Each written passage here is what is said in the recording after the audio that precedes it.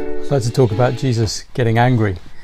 In a passage here in Mark's account of Jesus' life, in chapter 1 verse 41, we're told that Jesus was indignant, or Jesus was angry.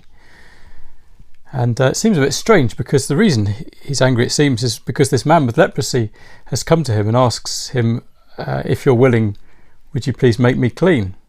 And it can sound a bit like, well, it was Jesus indignant with him, with this man taking up his time, with him doubting that Jesus would be willing, or something like that. Maybe Jesus is just on a short fuse. The man calls him at a bad moment. Of course, if that's true, then Jesus was sinful, and he can't be the sacrifice that we need for our sins. He can't be truly God if he's sinful. So there must be another explanation for this. And what we see is that he was indignant, and then he reached out his hand and touched the man. So if he'd been indignant with a man, presumably he wouldn't have helped him.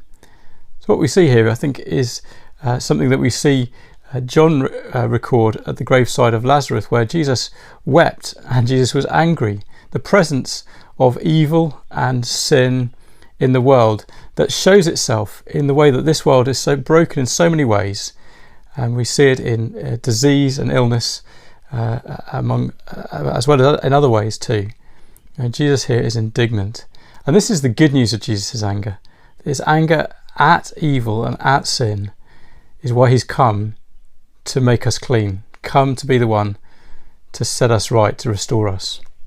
But this isn't an automatic thing, because in the next chapter we see this exactly the same idea, the same word being used, chapter 3 verse 5. He looked around at them, this is at the religious leaders, in anger and deeply distressed at their stubborn hearts.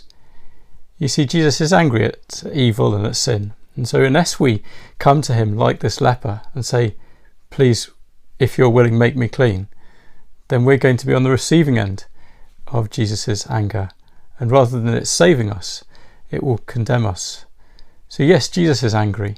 And that's good news if we will come to him to get rid of our sin and the evil that's in us.